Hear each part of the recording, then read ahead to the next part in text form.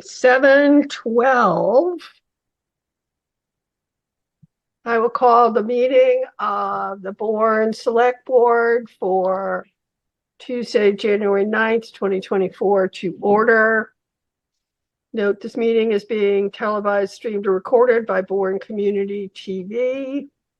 If anyone in the audience is recording or videotaping, they need to acknowledge it at this time. Is there anyone? It's Bourne TV, I guess. Use of flash photography during select board meetings is prohibited. If anyone from the public wishes to access the meeting, they can do so by calling the conference line 1-929-205-6099. The Zoom meeting ID is 869-5775-5505. The password is Bourne, B-O-U-R-N-E. The Zoom chat will not be monitored. Participants who wish to speak must raise the hand icon until the chair asks them to unmute. All items within the meeting agenda are subject to deliberation and votes. First item is a moment of silence to recognize our troops and our public safety personnel.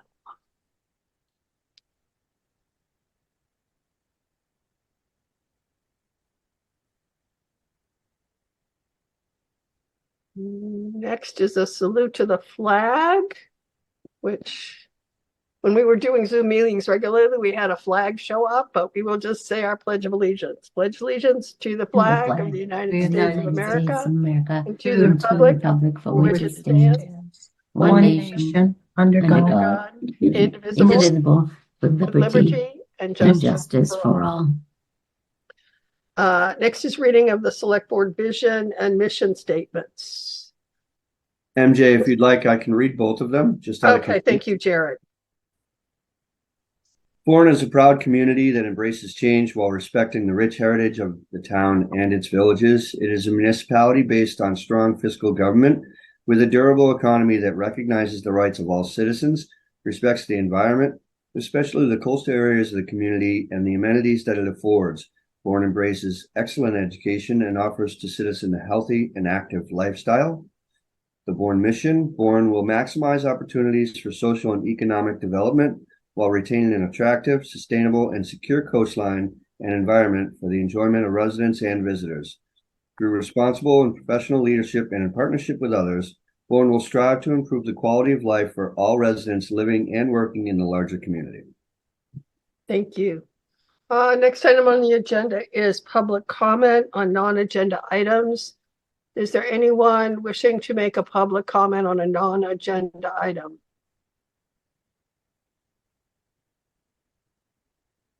Seeing none.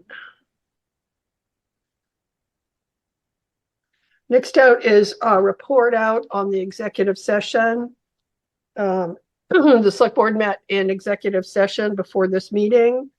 The board voted to make an offer to purchase the county land off of County Road from Barnstable County. The board also voted to authorize town council to take action regarding the Hill Street case. And the board also voted to authorize insurance counsel to discuss settlement regarding 34 terms of settlement regarding 34 DeAndy Road.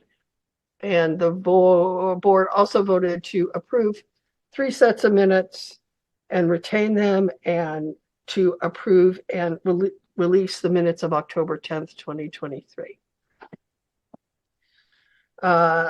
Next item on the agenda is discussion Bracken Engineering, 1 Monument Avenue, request for septic system easement.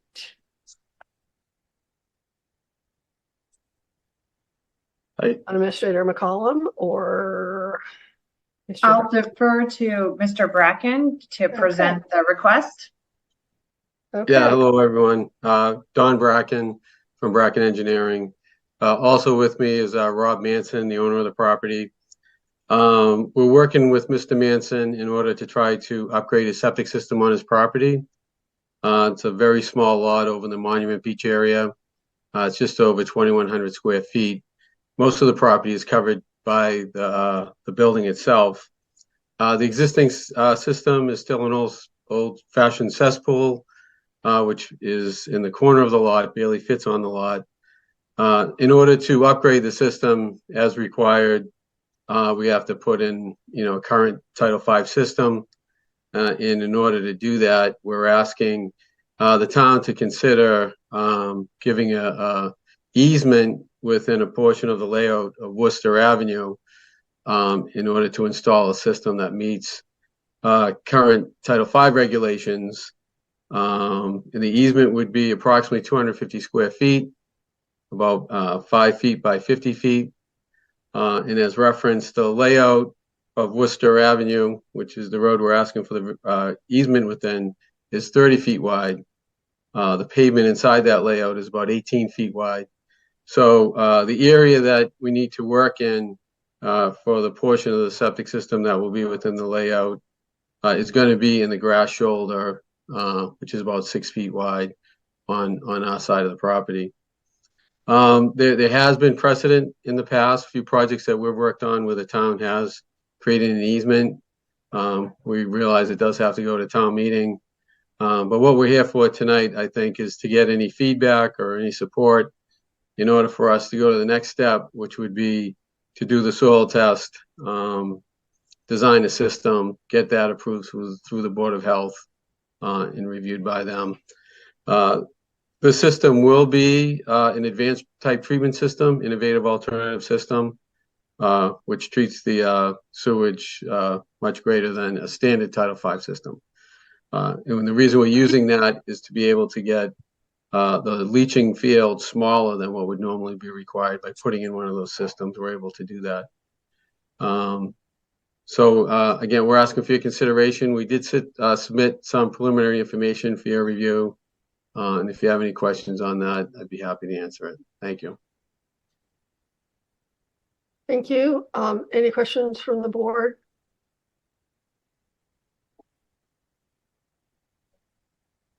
Town Administrator McCollum, do you have any comments on this request? I think Anne Marie has a question. Oh, okay. Did you raise your hand? I didn't see it. Sorry. Mr. Bracken, can you just explain? I'm looking at the layout of the septic. Now, does it bring it to abutting Worcester Ave? Is that the issue?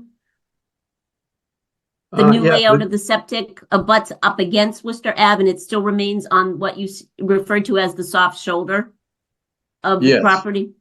Yeah, it's the shoulder portion of Worcester Ave that's within the 30-foot layout. So if you look at that plan, the tank is about 3/4 of the tank is on our property. Right. And the same with the soil absorption system, about 3/4 of it will be on our property. So a portion will be within the layout. Okay. And it stretches along for 50 feet, you said? It's about 50 feet and about 5 feet wide. We're pretty sure it's going to be in that ballpark. We haven't done the soil test bit and gotten the design review by the Board of Health, but we're pretty confident that's roughly what we're going to need. Okay.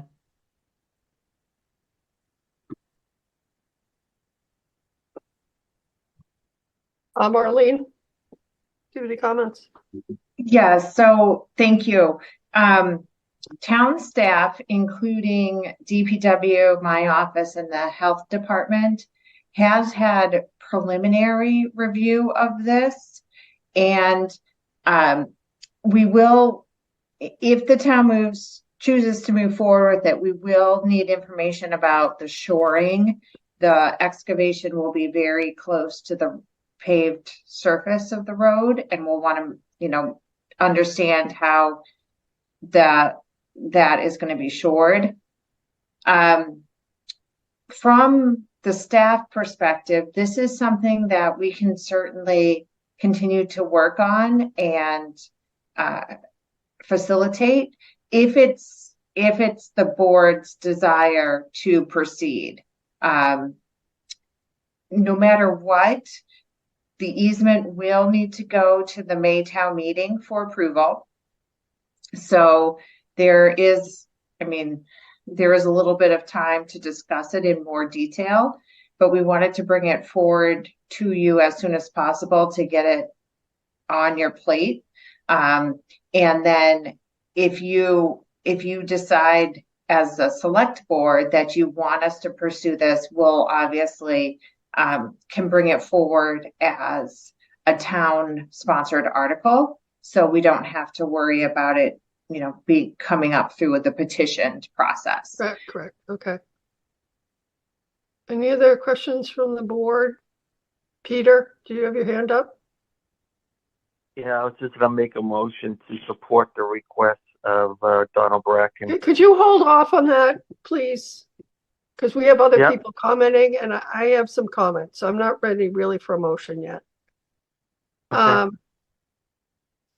So I have a couple of thoughts on this, and it has to do with creating some guidelines for when we will do this and when we don't. There was a situation on Circuit Ave where we did it a while ago. I know of another situation in town where there's an affordable housing project that needs an easement, septic leaching field easement under town property, under a parking lot kind of section to be considered. I did have a conversation with Sue Ross of Affordable Housing, and there's other situations in town where we could help create affordable housing if we develop some processes for having, when can we do this and when can't we do it? When do we accept it? When do we not? What are our conditions for saying, yes, this works? And so my sense is that if what we should do now is say more as a board that we're open to discussing this. And I don't know when they need to know that, yes, we're going to say yes, or no, we're going to say no. I think what we heard from Town Administrator McCollum is that there, we might not be, there might be some conditions on this easement, and so we need to know. So I think maybe the board can support going to the next step and pursuing this, but I'm not sure we can totally agree with the easement yet. And I don't know how other members of the board feel. Are you ready to say that we'll grant the easement, or are you ready to say we will pursue looking into granting the easement? What is the motion we would be doing? Anne Marie? I was under the assumption that we were looking to pursue moving forward with the process of granting the easement. I think there's still some unknowns with respects to the integrity of the road and how this is going to be laid out, specifically with, I think it's a good start. Obviously there's more information needed before a definitive plan can be set in place. I agree with Marlene that the town seems to be on top of communication, and ultimately, if this is something that's good and something that's viable, then supporting it certainly is something we should do, especially if it leads into other projects.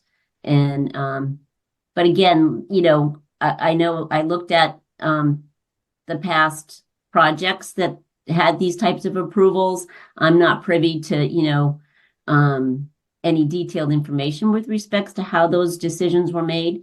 But I think I'm in favor of moving forward with the next steps in supporting this easement. Yeah, that's kind of where I am. Jared? Yeah, so to take Mr. Bracken's statement, he's looking for some appetite to see whether we're interested in allowing us to go forward. If there's any possibility of us agreeing with this, I'm open to seeing what's next in the planning. And I'm not opposed to any easements. I'm open-minded to this. So I think it's fair to say that they should move forward and start the process, and then bring the facts back to us so we can either agree with it or disagree. Okay. Is that sort of what you're looking for, Mr. Bracken, is that? Yeah, I mean, that's exactly what we're looking for. I think the best test for whether or not these should be allowed is if there's going to be an overall benefit. And again, the benefit here is that, you know, we're actually reducing it from 4 bedrooms to 3 bedrooms. We're adding an advanced treatment system. It is in a sensitive area. Same with those Circuit Ave projects. We were involved in some of those. It was the same thing to get the, you know, as far away from the marsh as we could and add the treatment to it. So I appreciate your time and your comments, and I think we know what we need to move forward from here. Okay, Melissa, you have a comment? Yeah, I don't want to say anything that's already been, repeated here, but I mean, I think the plan is in front of us. We can see what they're trying to do. And I mean, I think Circuit Ave, we all know it's a very sensitive area, as Mr. Bracken just said. So I'm also in support of the next steps here. So yeah, I don't want to repeat anything. So there you go. Thanks. So, Peter, you want to make a motion now to support moving forward with the next steps to determine, you know, that we're in favor of pursuing the next steps in this process? So move. So Peter has made a motion. Is there a second? Seconded. Seconded by Jared. Is there any further discussion? So the one thing that would be helpful, Marlene, in this process, as you go forward, like evaluating whether it's something the town can do or not do, is to create some sort of guidelines and checklist about granting easements for septic systems, and, you know, when can we do it and when can we not do it? Because I think that would be helpful to us in the future of saying, you know, as long as it does this and doesn't do that, I think it makes it easier for us to be able to grant it equitably to all who like request it. And I think that's an important issue for me.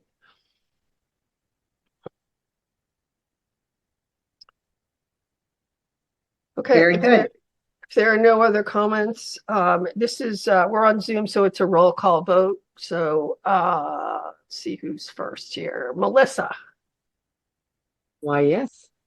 Anne Marie. Yes. Jared. Yes. Peter. Yes. MJ says yes. So we will move on to pursuing this easement for the Maytown meeting. Thank you very much. Thank you.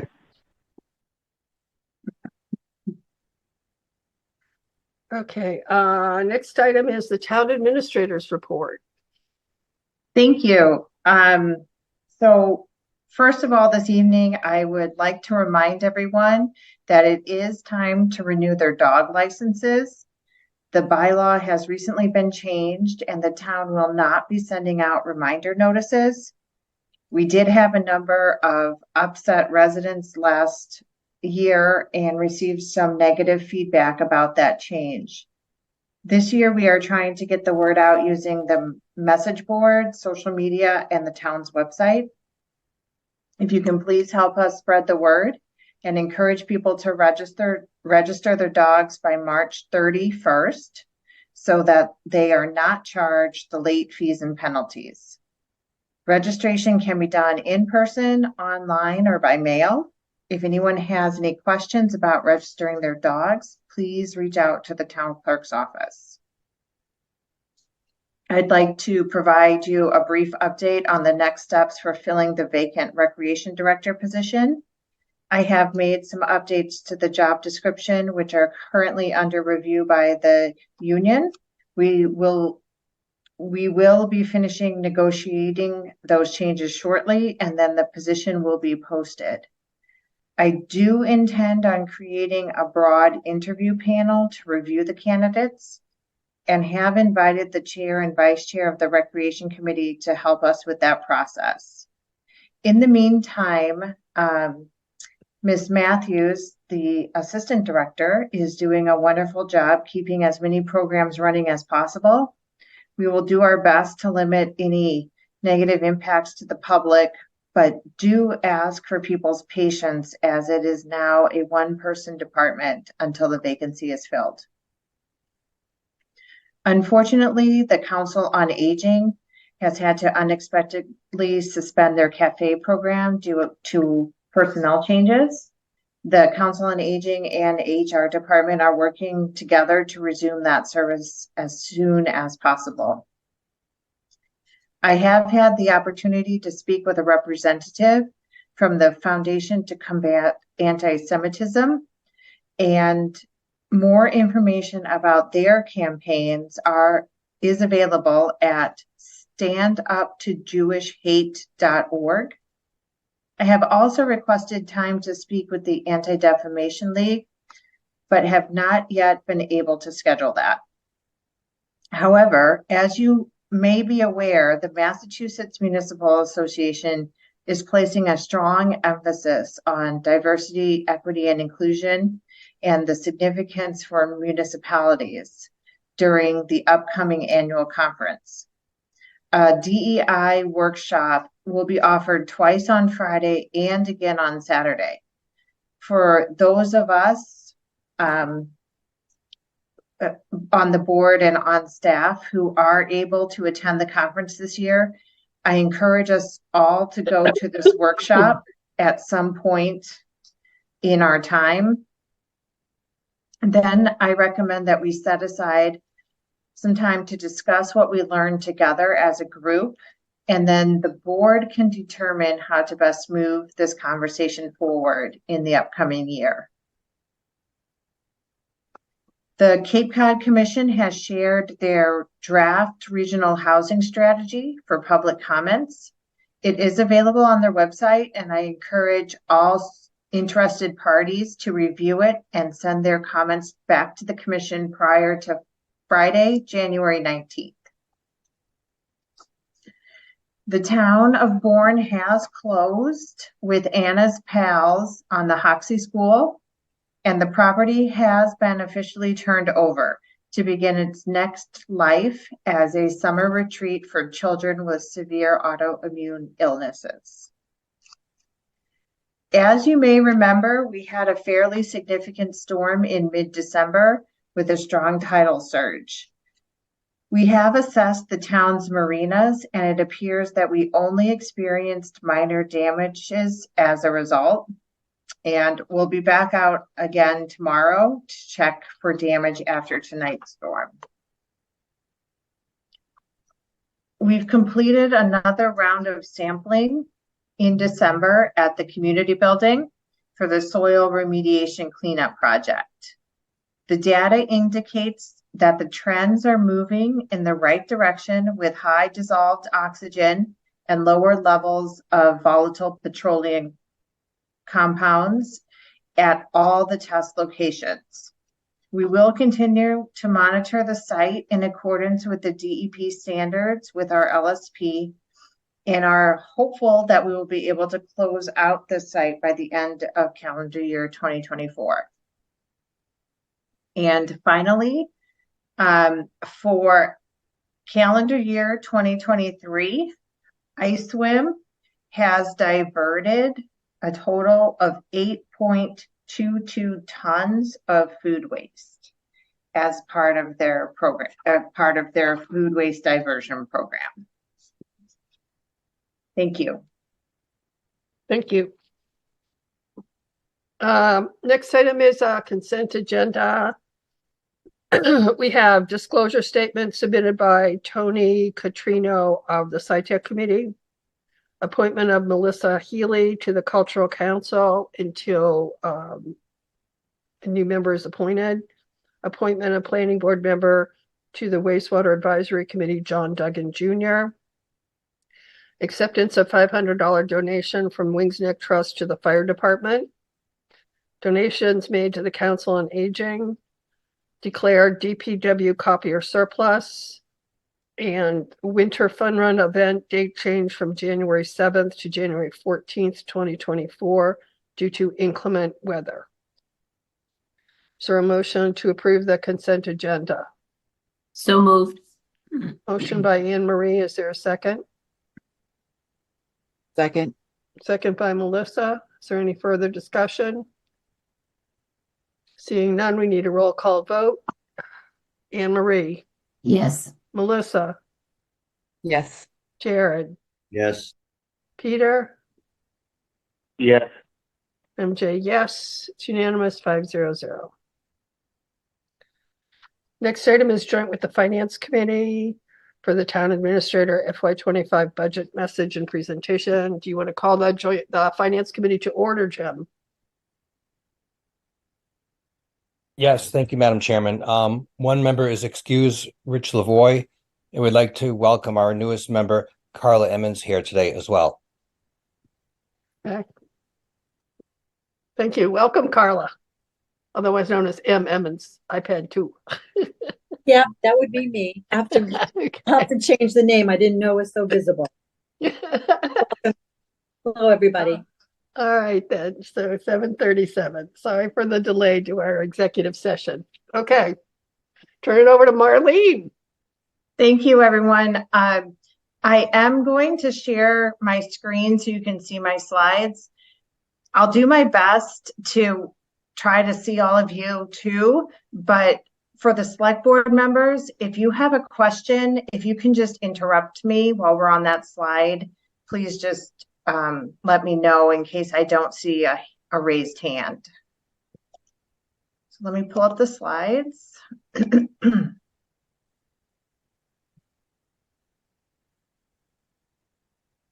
And thank you for giving me the time to address you tonight. And I want to make sure that I credit Erica Fleming and Michael Ellis with all of their help throughout this whole budget process, as well as all of the department heads. I certainly cannot do this on my own, and it is truly a team effort. Okay, so to begin, some of the framework that we work within is we are presenting a structurally balanced budget. And what I mean by that is the anticipated expenses are covered by the anticipated revenues. So there's nothing in the FY25 budget that is going to knowingly escalate or increase at such a rate that it will outstrip our anticipated revenue generation to pay for it. And also part of a structurally balanced budget is we're not using any one-time revenues as a funding source within the operating budget. So the next line calls out free cash. We're not using any free cash. We're also not using any ARPA or any other types of grant funds that are not, long-term revenue sources. When we get to the capital budget, then we'll talk about our use of free cash, but not in the operating budget. We are using free cash to purchase some of the smaller equipment and the smaller capital needs that we don't recommend that the town borrows for. So those one-time revenues that are closed out as free cash at the end of a fiscal year are then being invested into one-time purchases for capital items. The Select Board and Finance Committee, along with the School Committee, has been working on discussions for financial policy reviews for a couple of months now, and I'll touch on that a number of times throughout this presentation tonight. And Erica and Michael and I are very mindful of kind of the direction those conversations are going. So even though we may not be 100% compliant with those proposed policies that are not yet in place, we are taking steps in those directions and are very supportive of continuing those policy discussions. And then lastly, a major tenet of the budget is that we are taking a very conservative approach to estimating your revenue for the upcoming fiscal year. So we want to be very careful that we don't inflate our projections or create too rosy a picture for what we think might happen in the larger economy or for new growth or for local receipts. So Erica, I should say, does a very good job of controlling that and using very conservative estimates, which puts us in a good position to make sure that we don't get in a situation mid-fiscal year where revenues are not meeting the budgetary needs. So your kind of bottom line number here for FY25 is the $85,904,376 operating budget. And that is a moderate 1.8% increase from this current fiscal year FY24. One thing I do want to note is that the FY25 budget has reduced the proposed reserve fund by $100,000. So that was something that we did talk about in February when we had a joint meeting with the Select Board, Finance Committee, and school committees. And that is something that we did need to do in order to balance the budget. So the reserve fund for FY25 is budgeted at 250 instead of the 350 that it was budgeted for FY24.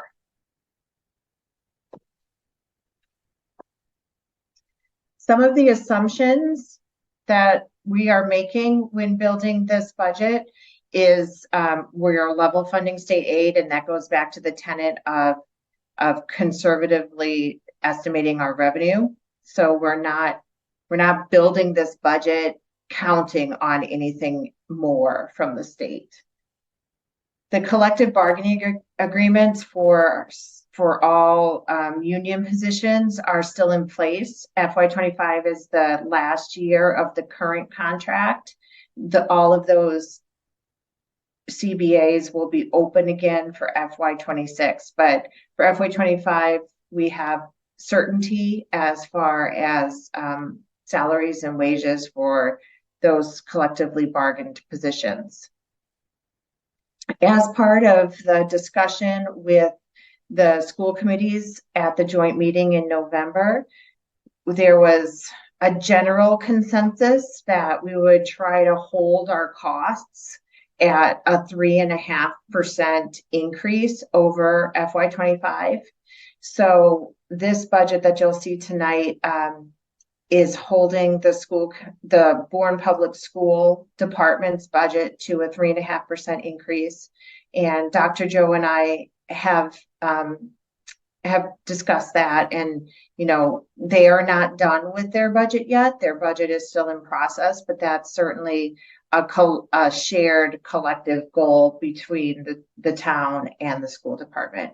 And the same thing goes for Upper Cape. I shared these slides and my message with both of the superintendents so they could be aware of what I was saying about these budgets. And likewise for Upper Cape, at this point, we have a placeholder in the budget for a 3.5% increase over FY24, plus an allowance of $100,000 for 6 additional students that we expect the enrollment to grow by. So you'll see in a later slide, the total increase for Upper Cape Tech is more than the 3.5%, and that's because it includes the increased enrollment. The general insurance is the property and liability insurance, and after conversations with your agent, we're holding that at a 5% increase, so that is growing a little bit faster. And we are holding health insurance costs at a 2% increase, and that is with the understanding and with the caveat that there is a very strong balance in the trust fund that is available to offset any premium increases that might outstrip what we're anticipating for the 2% increase. So If the town did not have such a healthy trust fund balance, that would probably be a very different number. But you're in a fortunate position that we can help control the overall increase of the budget by using that trust fund. So some of the constraints, and these are not necessarily new, but we talk about them every year. We are still seeing some persistent inflation. It's not as strong as FY24. We're not seeing it necessarily as bad as we did with things like gasoline and diesel prices or electricity. We are still seeing electricity increases, but there seems to be some moderation. But we are still seeing very persistent cost increases especially for the services that we contract for. So things we put out to bid are consistently coming in higher than our estimates. So we may work with estimating expert to help us gauge what something is going to cost and request money based on that estimate, and then oftentimes bids will come back significantly higher. So we still are dealing with kind of an inflationary market for services and especially for equipment. The Barnstable County retirement assessment is growing at a higher than the average rate for the rest of the budget. It's showing about a 7% increase. So that is putting some pressure on the budget. It's not a constraint. It's not a constraint, but one of the things that is becoming very clear, especially in this budget, is that the demand for services are outstripping our ability to provide them. So we know that this proposed budget is not keeping pace with what people want. So I just want to put that out there as a point for discussion. So even though we started with the premise that we would build a level service budget, we weren't able to stay level service. I have had to make some cuts, and we'll talk about those farther into the presentation. But even at a level service budget, we're not meeting the need that we are feeling people are expecting from us. The labor market is improving, but it's still competitive. So we are finding that we have a lot of applicants for our positions, especially over the last 4 or 5 months. We have positions that a year and a half ago we might have been lucky if we got 6 or 7 or 8 people. Now we have a much larger pool. We're getting 40, 50, 60 applicants regularly for some of our vacancies. And we are finding that qualified employees are applying as well. So the labor market is definitely turning in our it's positive, it's turning in our favor, but wages are still very competitive. So people are still shopping around for the best deal they can get in the labor market.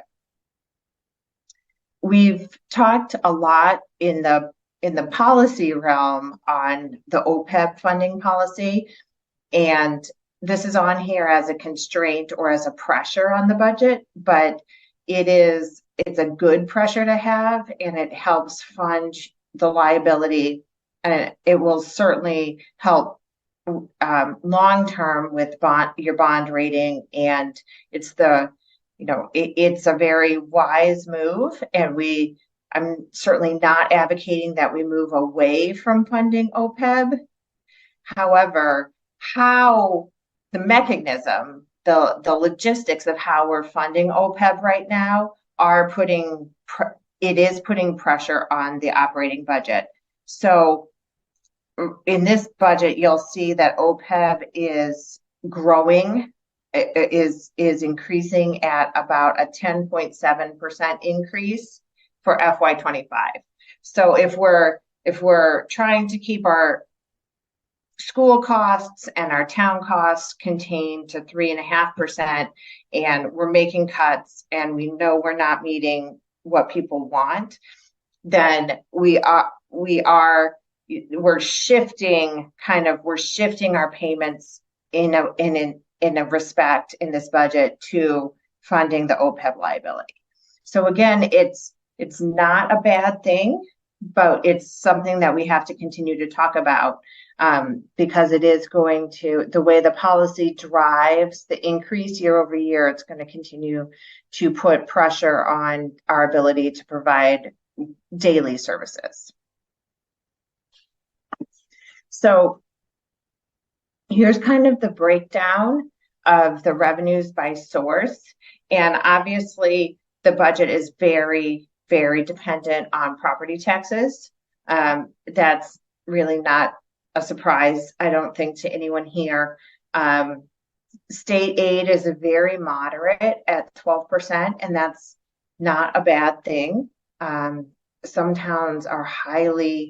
cities and towns are highly dependent on state aid. And then if you have even a little bit of a dip in your state aid numbers, it can really, really cause a lot of local damage. So 12% is very moderate for state aid, and that's a good position. But mostly your budget is mostly funded through your property tax. So here's the breakdown for the town, the town of Bourne Services, showing an overall increase of the targeted 3.5%. So these are the different function areas within the budget: general, public safety, public works, health and human services, culture and recreation. And you can see that there's some variation between those different function areas, but overall for the town side departments, this budget is coming in at the goal of not more than a 3.5% increase over FY24. Likewise, same thing holds for the schools. So the Bourne School Department, the Bourne Public Schools, we're presenting a 3.5% increase, and the school administration and school committee is aware and is working on, trying to hit this target as well. They obviously can't finalize their budget until we receive the state aid final state aid numbers and the Chapter 70 numbers. So their budget process is ongoing. They're working diligently on it, and when their final budget is voted, then they'll come and talk to you about their final budget as well. But we're all working in the same direction at this point, with trying to contain the costs for the school side as well. And then you see the overall 6.26% increase for Upper Cape Tech, and that's, as I mentioned previously, that's the 3.5% growth on the operating budget over 24, plus the increased enrollment of 6 more students. The shared costs portion of the budget is the components of the shared costs are listed here, and some of these are out of our control, and some of them we work to moderate the budgetary impacts as much as we can. This sector of the budget is growing at more than the 3.5%, and you'll notice here that the reserve fund is listed as a shared cost, and it is it is listed as the only line that is decreasing because I'm proposing the $100,000 cut in relative to FY24.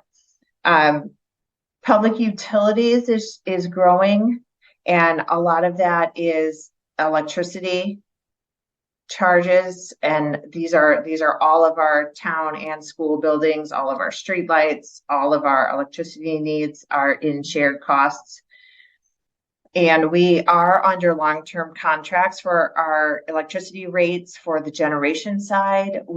We are not able to, we legally cannot enter into long-term contracts for the distribution side. So we all see as power users, we all see that distribution charge has really increased. So we're accounting for some increased costs for public utilities. We've talked about OPEB, and this is being driven by the policy where we're seeing a 10.7% increase over last year for OPEB.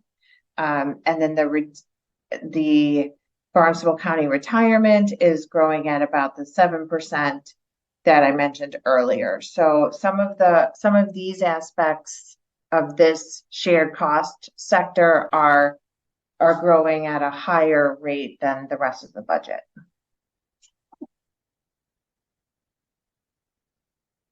So debt service is interesting for FY25, and there'll be some other slides at the end of the presentation that will show it in graph form, but we have debt falling off, especially the short-term debt, and the town has made a very concerted effort to pay off short-term debt, and that's a very wise move. That's a very good thing. Non-exempt debt is also falling off the schedule. So that's debt that was borrowed without going to the ballot for an exclusion. And what is happening here is that the debt payment, the debt service payment is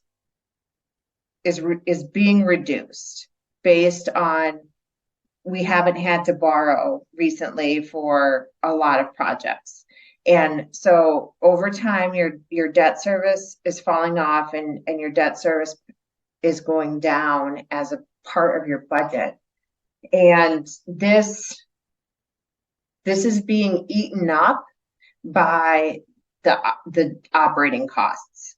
So even though we are realizing pretty large savings here over last year, all of that savings is going straight into daily operations, and it's going into balancing those sectors that we are seeing increases, that we're anticipating increases in. So it's something that I want to bring to your attention, and it's something, especially as part of the policy discussion, we'll continue to talk about. But it is important to note that even though you are realizing the debt service savings, it's not available. That money is not available for new services, and it's not available for new debt. It's being used as soon as it's freed up. So here's the chart that lays out kind of where the money goes. And you see the shared cost, the yellow piece of the pie. And those are the things like the utilities and the OPEB and Barnstable County retirement, health insurance, property insurance. And that's a significant piece of your budget. And then you see the town in the light blue at 27% and education at 35%. And that gray piece of debt service is shrinking and being used up by the other pieces.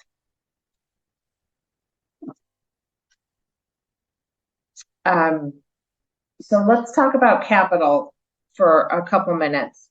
And the first thing I want to just mention is this slide here that you're seeing on the screen has been corrected. So if you have your printed book, or if you have your electronic packet that you received last Friday, if you can just make a note of this $4,367,200, this is the correct number for the recommended capital investment. I had a math error in the version that went out on Friday. So that is the correct number, and that's the total of the list that you see on the right-hand side.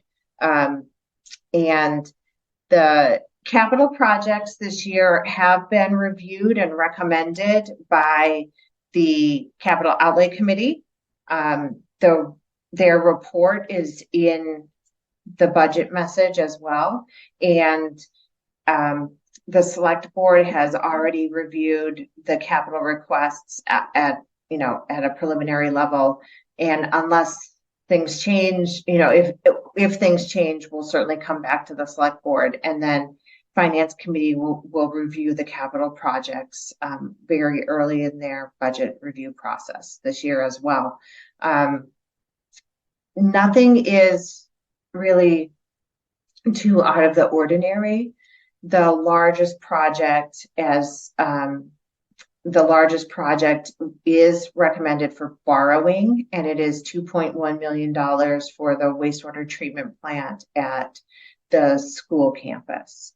So the middle school, it's near the middle school, but the schools share a wastewater treatment plant that needs some upgrades, and that's the largest project proposed at 2.1, and that will be borrowing. Everything else will be proposed to be paid for out of free cash or retained earnings from enterprise funds. This is a breakdown of where things stand for FY25 for ISWIM. ISWIM will be coming before the select board on, I believe, the 23rd and presenting their budget to you.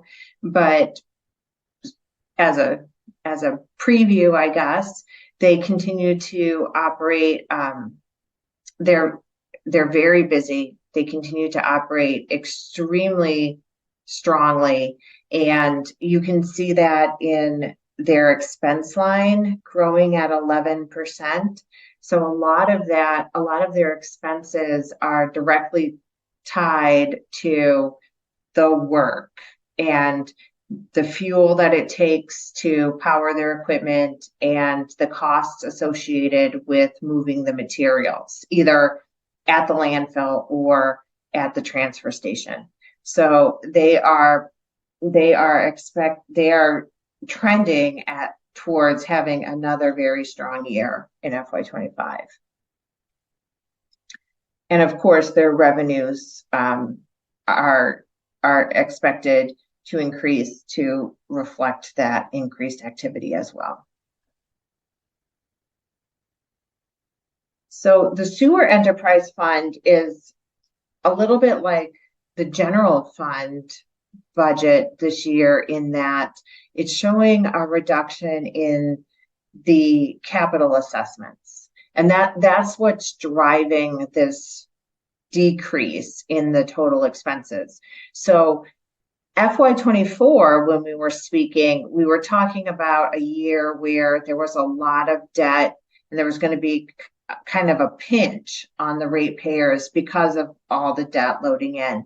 And FY24 was the last year of it was the large payment, the large capital assessment that was due from the town of Wareham. So FY25, we no longer have that. So you see a decrease in the expenses reflective of that capital assessment due to Wareham. We still have debt, and we still have capital improvements that we're paying for in the sewer. And we are anticipating we know that Wareham has approved another project that will hit in the future. But for a year or two, or possibly 3, there may be years where the sewer commissioners need to discuss not letting the rates really fluctuate a lot. So we don't want to necessarily have a large decrease when we know that in the short term, in a couple of years, we're going to have a very large increase. So the sewer commissioners will be spending some time talking about, do we capture some of this decrease and save it for rate stabilization when that new capital assessment comes on to the Wareham charges. So that's a discussion that we can have. Right now, what I'm showing you as far as this draft budget, or this proposed budget, I should say, is none of that savings is being retained, and that it's all going back as a negative. It's all being returned, and over time we'll have to talk about how that impacts the rates. So right now, this proposed budget is fully in compliance with all of the existing financial policies that the town has, and they're listed here for you. As I said, these policies are in discussion, and they haven't been changed yet. They haven't been amended officially, but we're moving with FY25. We're moving this budget in the direction that those policies are going. So I certainly can't say that this proposed budget is compliant with what your new policies will be, but we certainly built it with an eye towards the discussions for how you're strengthening your policies. This chart and the next one will show a little bit about what we're seeing with the debt service. So the non-exempt, as I said, is the debt that's funded without going to the ballot for exclusions. And the gray line at the top is 5% of your general fund operating budget, and the orange line at the bottom is 3%. And that's the window where you want to keep your non-exempt debt. And that's the yellow line in the middle. And you can see kind of how it's trended. This is looking backwards, so this is historical. And FY23 to 24 is where you see the TELP ESCO project load into this. So that's that upward trend that you're seeing at the far right of your screen.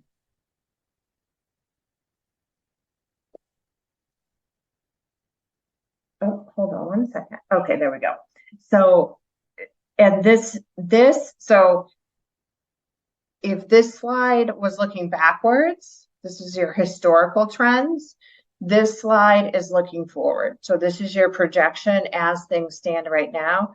This does not include the $2.1 million for the wastewater treatment plant that we just talked about as capital. So if that's approved at town meeting, that would then change this.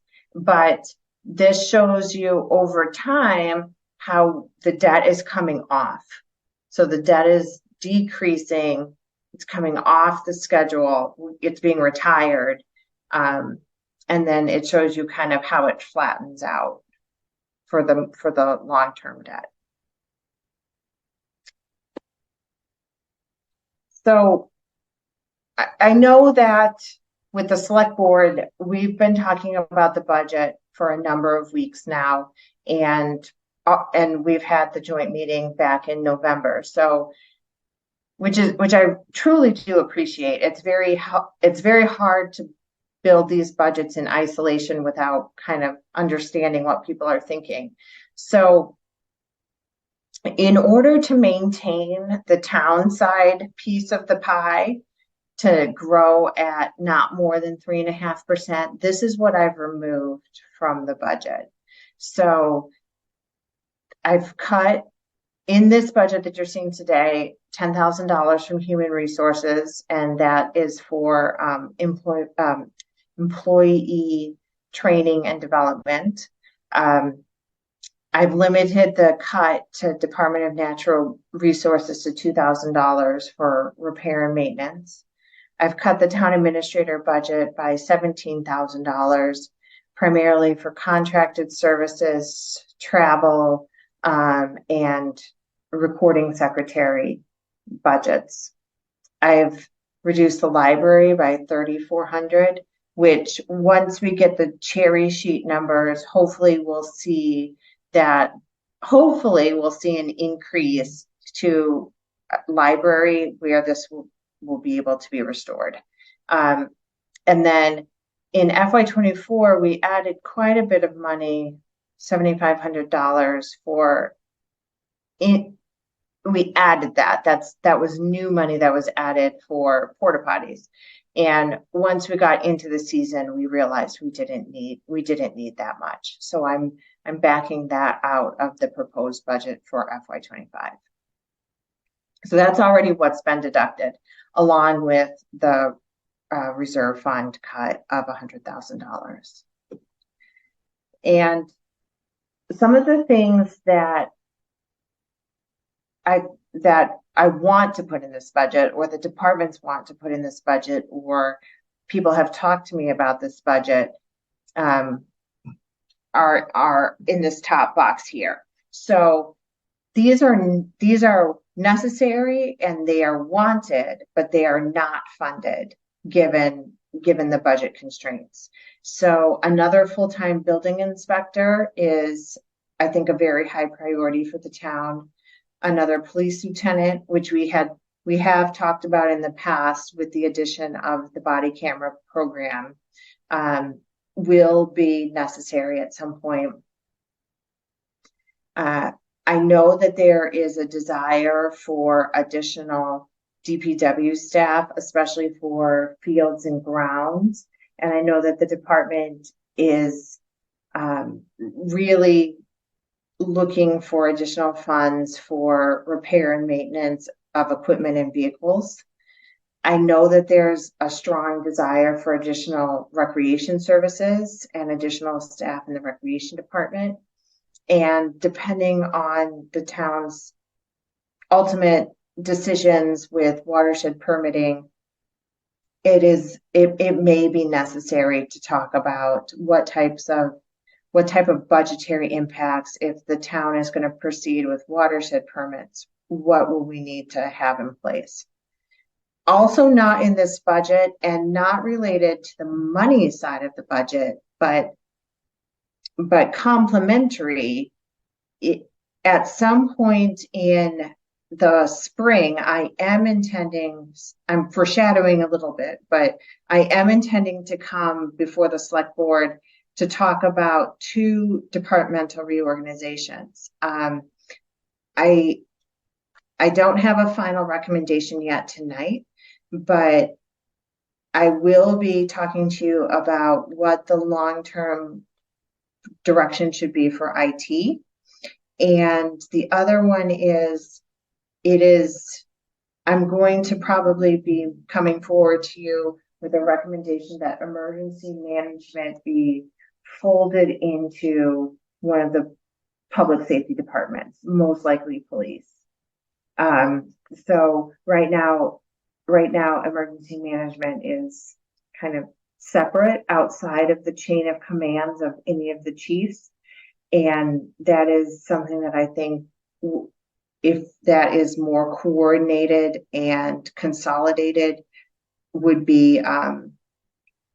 provide benefit to the emergency management services of the town. So those reorganizations, I am not they're not necessarily going to have a budget impact. So the FY25 budget numbers won't change, but how those departments report and how they're organized within the organizational structure may change prior to the start of FY25, and then kind of be effective with the start of this budget. So I wanted to bring those forward to you tonight. But more to come on those, obviously. So in summary, the premise of this budget is really to adhere and to strengthen our position with regards to our financial policy compliance. I'm trying very hard to maintain the budget within our means. So even though we have a lot of pent-up demand, what's in this budget is what I truly feel like we can afford given the revenue projections at this point. We've already talked about it being a structurally balanced budget. So no one-time revenue sources being used for operations, and nothing in there that is really projected to outstrip revenues going forward into the future. We have, over the past year, had a lot of people join us. We're still very much a new team, and we're still working to learn each other and to learn how to work together. But we have stabilized in many respects our workforce, and now we're investing in building that team and moving forward. There's been an increase, I think a very welcome increase in communication and collaboration, especially with the joint meeting and with the ongoing policy discussions. Capital plan is really still very much within your means as paying for it as we go along. And we are really trying to set up this budget for long-term sustainability. And I know there are areas that you want to grow, that you want to increase services. And I want to be strategic in how you grow and what priorities you focus on for where you do increase services. And with that, I will stop sharing my screen.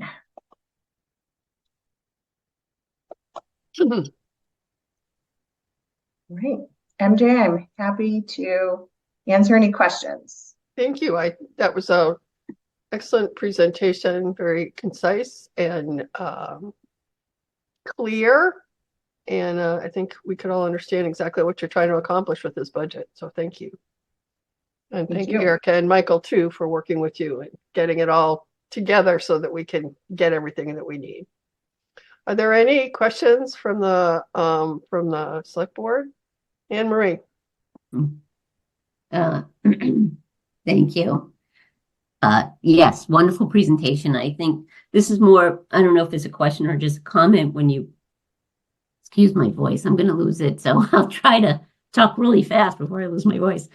The demand for services. And I think one of the things for our community anyway, is that when you look at the percentages of how much of our budget we rely on from our revenue from our residential tax base compared to other communities on the Cape, and while some other communities might have assessments higher, their percentages of that revenue that they use are less than, ours, because we're very much a family residential community. So I think that demand for services, where in some other communities on the Cape, you see, even though in the summers it jumps a little bit, they have that lull period where those demand for services do decrease. And I think for Bourne, I think what we're seeing is that demand sustains itself year round. We go up, but then we don't really drop that much during those what we consider down times. So, it's difficult, and I hear what you're saying about trying to maintain the level of service, but not really having a budget that's truly maintaining the level of demand for service. Mm-hmm. But are you confident that this budget is still in line with our strategic plan, our local comprehensive plan, the goals that we've set for yourself, the goals that you have as an administrator? Are we still being able to move the needle a little forward, regardless of being constrained within that 3.5%? I do. I think, and this really goes to the departments. I think there's a very sincere effort by the departments to use what we have been given as effectively as possible. And, there's never going to be 100% agreement on what the priorities should be. But I think over time we are clarifying what our goals and our priorities are. And those are our marching orders with the budget. So, and that is really, I think, being translated into what we do on a daily basis. And I credit the department heads for that.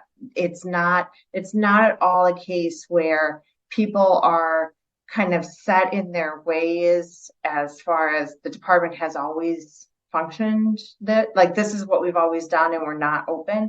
These department heads are very open-minded, and maybe things don't always work out 100% like we hoped, but we're trying to learn and we're trying to make improvements, even if they're just little marginal incremental improvements. We're looking, there's almost an air of competition, like how much can we do? How much can we accomplish? And not competition against each other internally, but competition on how much can we produce? And the departments work really hard to manage their budgets and really provide good service with what they're given.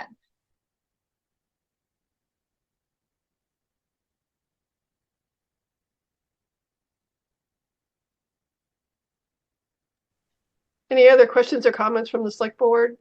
Yeah, MJ, if I might. Sure, Jared.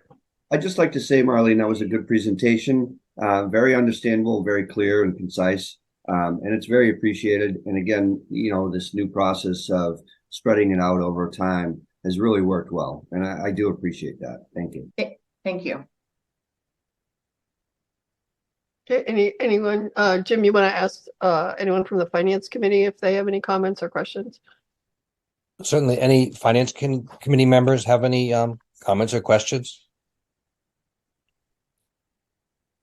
So I would just say something about OPEB. I know the percent of the budgets going towards that has gone up, but we started behind. When we started more aggressive funding, that we had something like $135 million liability. And the less that we fund that now, it's essentially like borrowing against the future. So I know it's all a balance, but you were going to pay now or pay later. But it's true. It's interesting, though, that our overall liability in OPEB has dramatically dropped. I mean, Erica calls it we're at the tipping point. Mm-hmm. And I want to say it's down to like $60 or $70 million now. I mean, we've really cut it in half by taking the money that we have been putting away. It creates, when they say 135 million, it's a 30-year liability. So the more you have now that can be invested, the less you're going to have to pay later. So we've made substantial progress.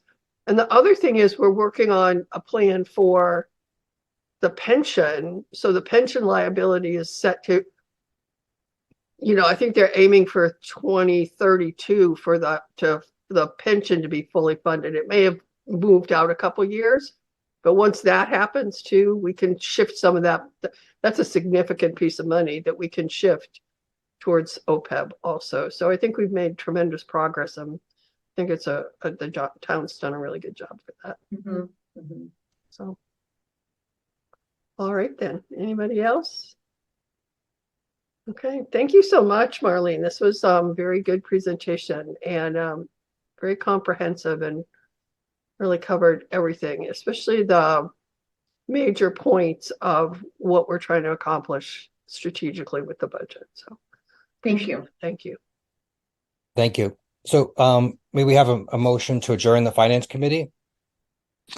So moved. Who made that motion? It's Amanda. Thank you. Is there a second? Second. Thank you.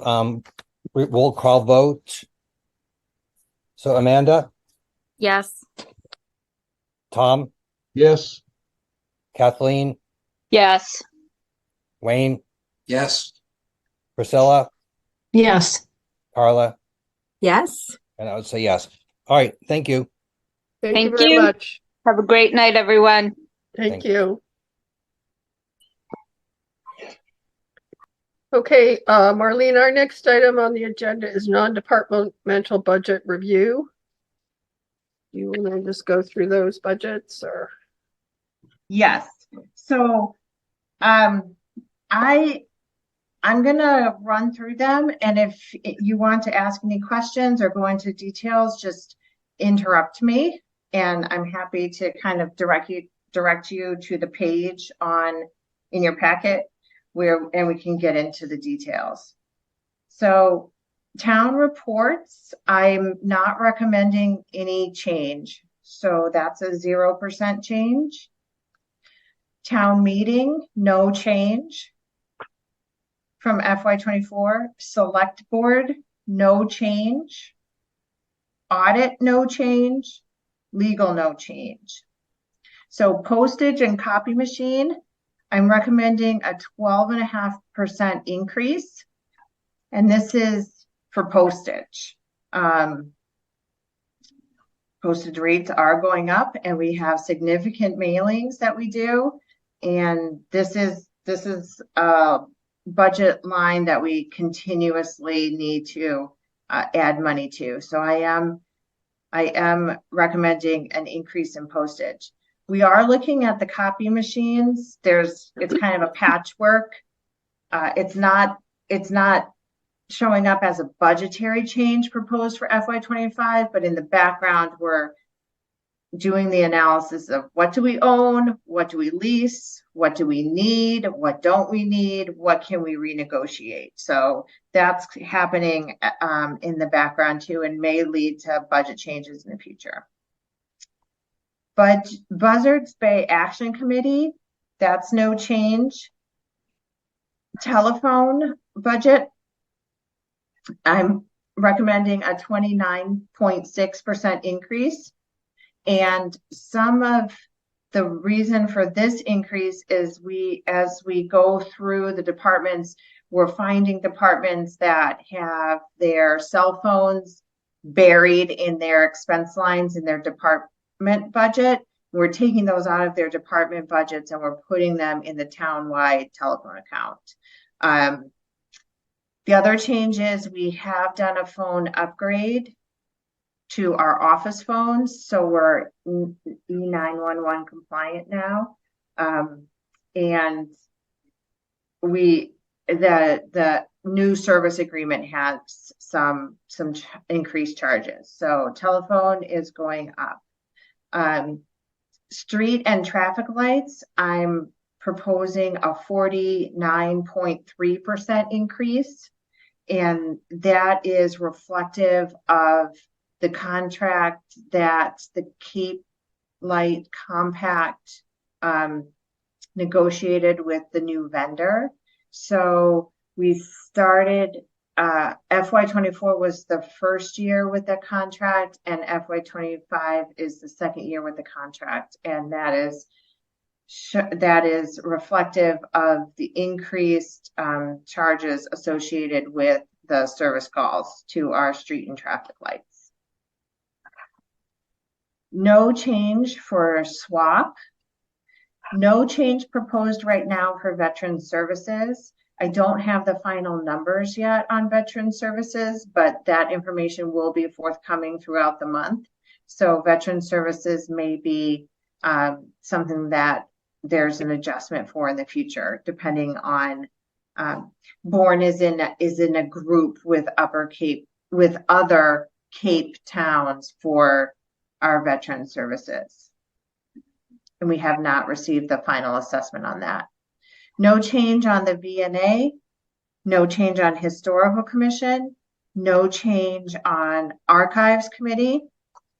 Debt service is decreasing, as we just talked about, by about 13%. And also, as we talked about, overall, that whole group of shared costs is showing an overall increase of about 3.8%. Are there any of those budgets you would like to dig into more detail on? Does anyone have any questions on those budgets? Seem all pretty clear. Thank you. Okay. I don't see any raised hands, so moving right along.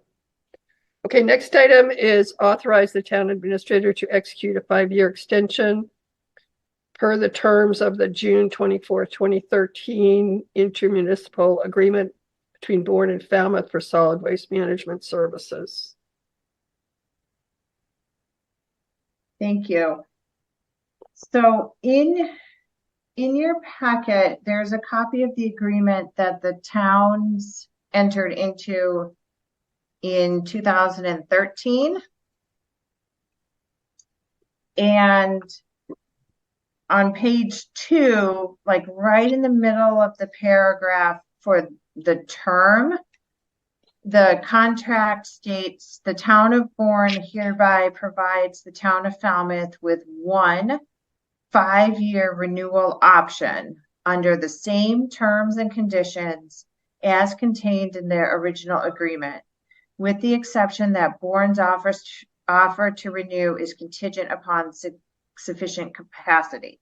So I have discussed this with Mr. Barrett and the staff at ISWIM, and there is sufficient capacity. We feel confident with the ability to continue and honor this 5-year extension.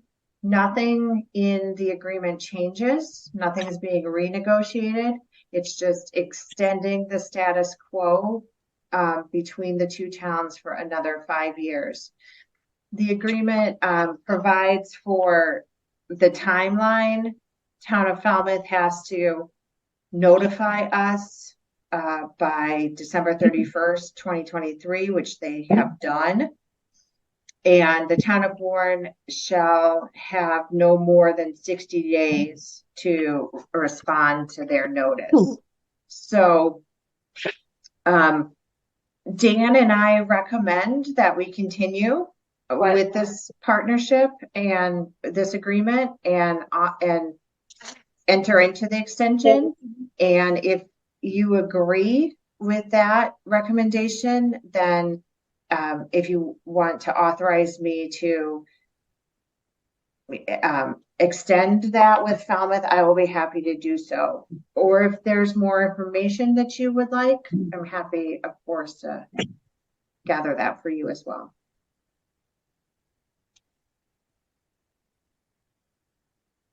Any questions from the board?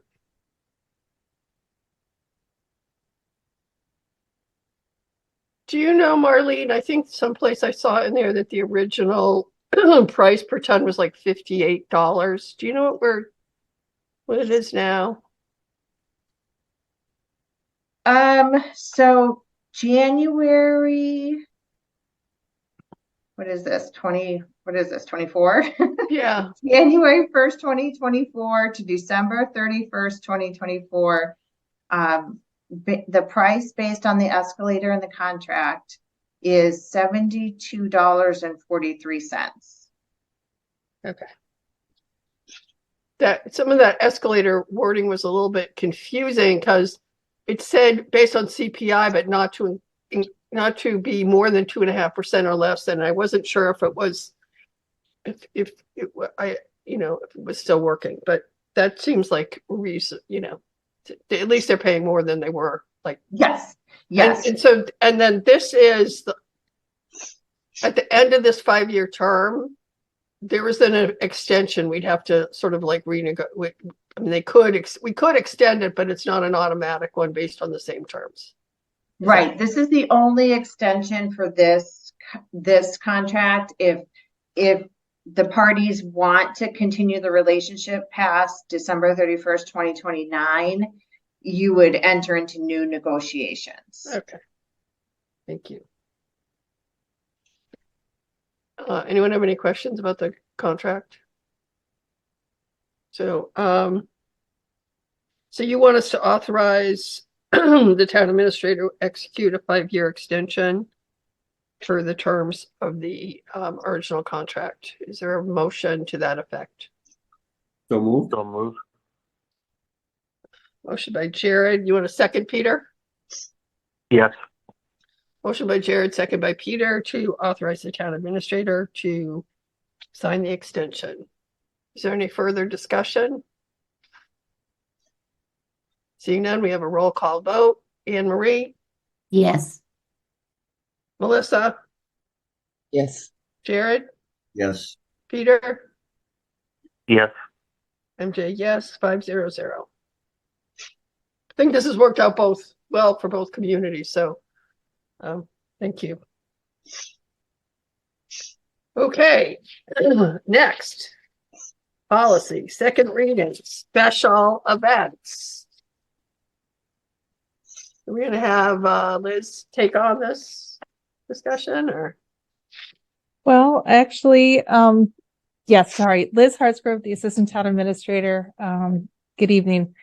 The subcommittee has worked with me on the draft special events policy with recommendations. I believe you have reviewed it prior to in the fall, and we came back and made some changes. And so what is before you tonight is the recommended for policy to move forward, and it has been reviewed by department heads and signed off. So thank you.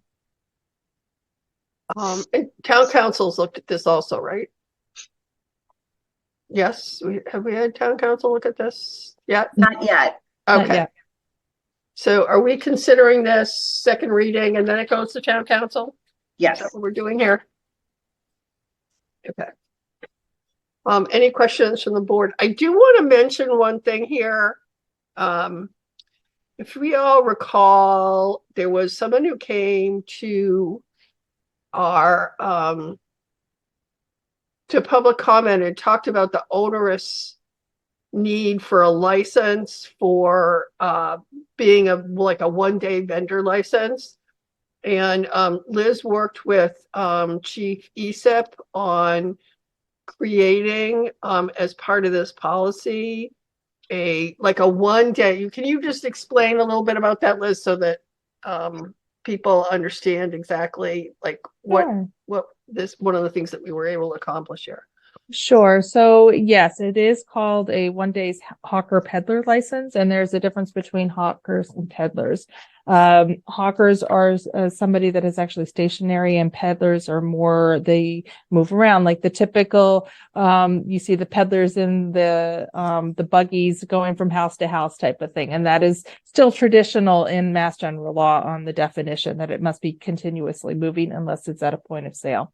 So it is, so this is reflective, and we have a 1 day license based upon that feedback that we received, as well as some other events that we were evaluating, that we just needed this option to offer our residents. Fees, so also as a reminder, fees is in the second round of this. This is just the actual content and the language and the process and the procedures followed. And it gives guidance. It's a nice balance between what the town's expectations are for across the board standards. And then it's very clear for the events to actually understand. And then as well as staff to understand what the process is from start to finish. And so it takes all parties involved through the journey so they understand what they need to do and how to run a successful business in the event in the town of Bourne. And then another thing that I'm going to actually mention, thank you, MJ, for leading me into this moment, is highlighting also this new green event section. This is something that I believe there's no other town on the Cape that has something that is encouraging green events to be showcased on town properties. So this is, again, aligned with the strategic goals. I know that you had talked about this with Marlene's budget. This, again, is showcasing the strategic goals and your priorities of the board and the community, that is highlighting the green events and that we are really encouraging and supporting such events to come to the town of Bourne. So thank you. Okay. Any comments or questions from the board?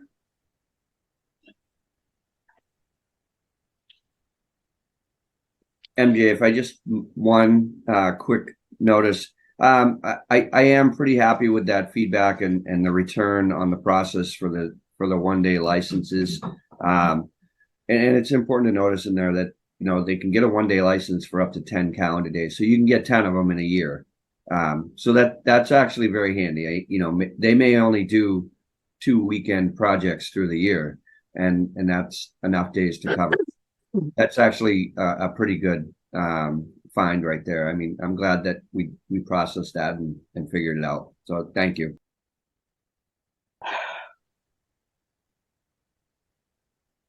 Okay, any other questions or comments? So do we want to move this to third reading and have it reviewed by town council? Is that sort of our next step here? Yep. Is there a motion? So move. Second. Motion by Jared, second by Anne Marie on